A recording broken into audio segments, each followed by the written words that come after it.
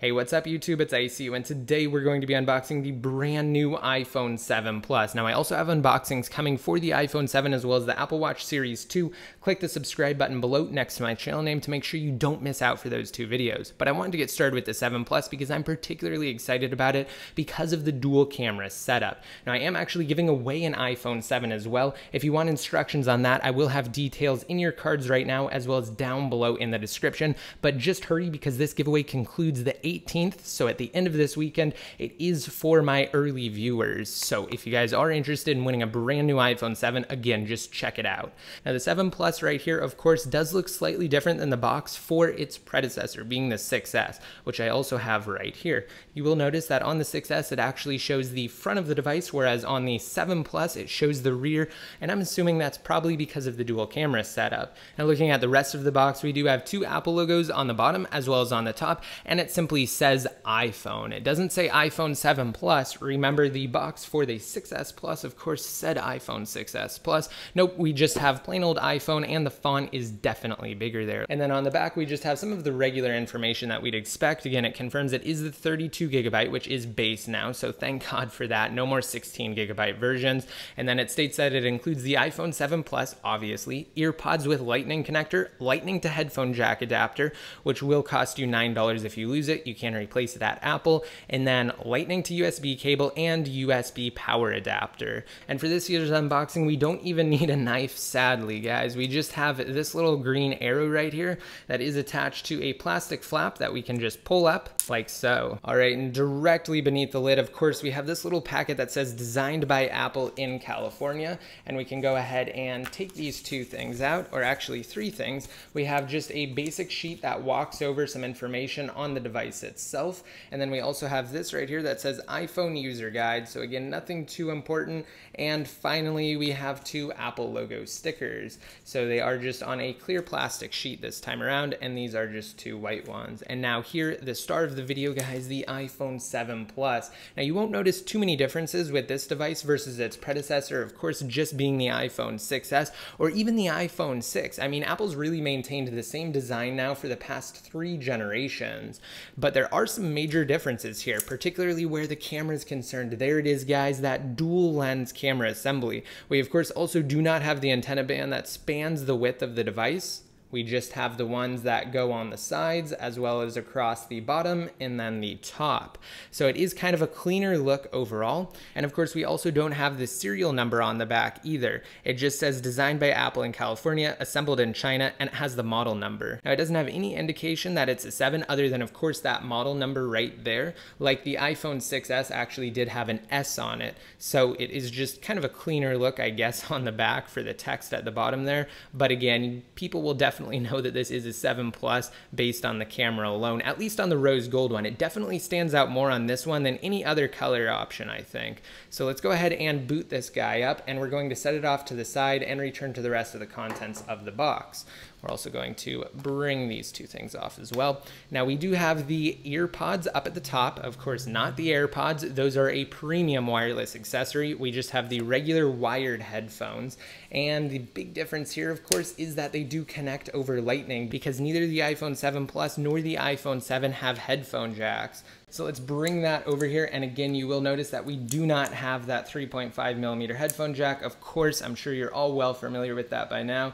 This is actually the microphone, and then we have the lightning port for charging and data transfer, and now listening to music via wired headphones or connecting the adapter to then connect your 3.5mm headphones. And then we have the speaker, and we have another speaker up at the top. This acts as the earpiece as well as the stereo speaker, or the second speaker in the stereo pair between this one as well as the bottom one.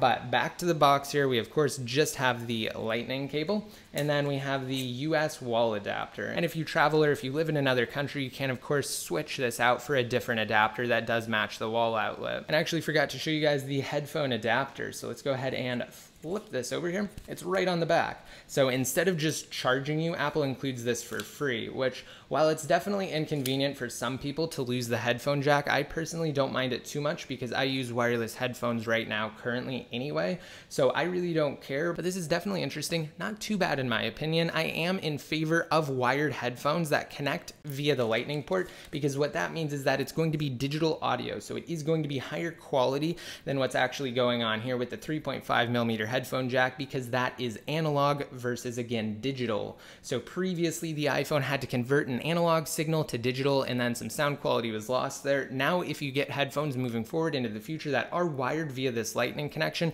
they should in theory be of higher quality. So let's go ahead and return to the start of this video, of course the iPhone 7 Plus, what everyone wants to see. So let's go ahead and take the plastic wrap protecting it off. And here it is, guys, the iPhone 7 Plus.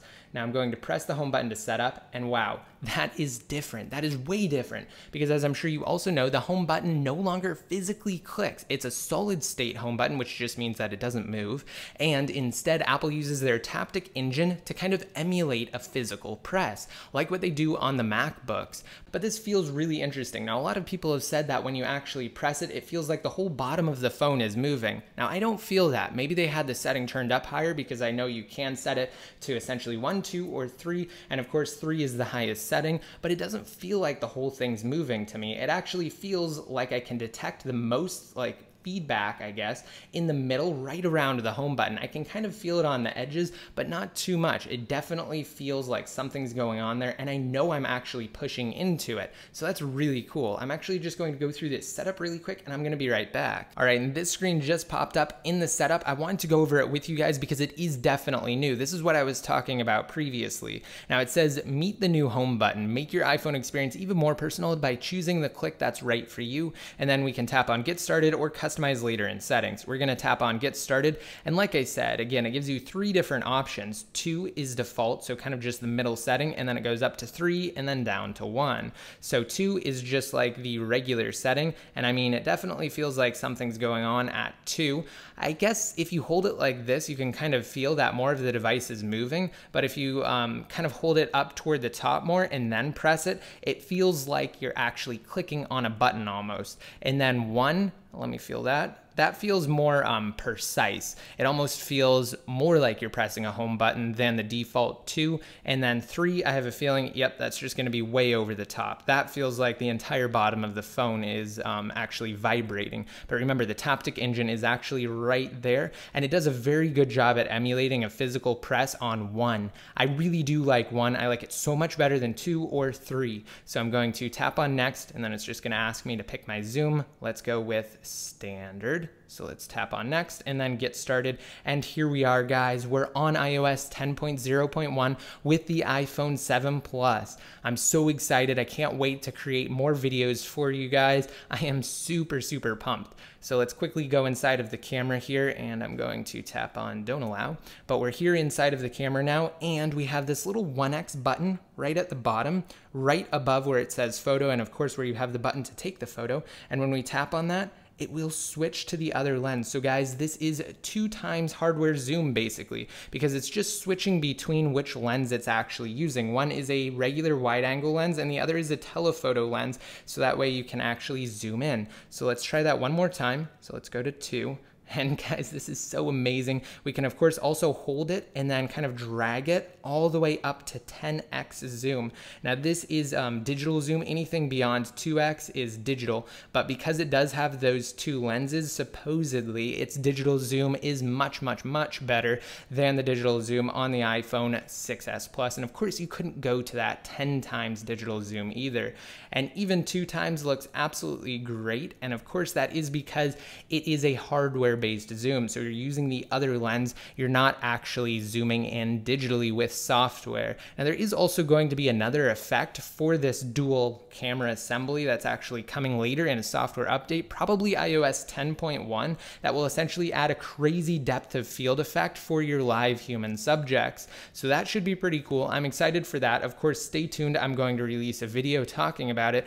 And quickly, I just wanted to download Geekbench so that way I can give you guys a Geekbench score for the 7 Plus. I went ahead and downloaded Geekbench and I noticed something interesting. It states for the version that we're on iOS 10.0 instead of 10.0.1, which of course is the public version. So what's going on here? Well, let's go inside of Settings General Software Update and you'll notice that we still have that day one update for the iPhone 7 Plus. I thought the whole reason why Apple was going with iOS 10.0.1 was so that they could eliminate the day one update for the 7 and 7 Plus users. So that's pretty unfortunate, but whatever. It just takes a second via an OTA update or of course connecting to iTunes. Now let's go over to Geekbench and we'll resume this. Of course, it does confirm that the model number now is iPhone 9,4, at least for this iPhone 7 Plus. And then the OS version again, 10.0 with an ARM processor. This is the A10 Fusion chip, clocked at 2.2 gigahertz. This is a quad-core processor, and then it has 3 gigs of RAM over the 2 gigs found on the iPhone 7. Now we're going to continue through with these benchmark tests, and I'm just going to speed this up until it's done. All right, here we go, guys. It is finally done. It feels like that took forever, but check out that crazy intense Geekbench score. What the hell? We have a single core score of 3460 and a multi-core score of 5620. This blows away absolutely every single smartphone on the market.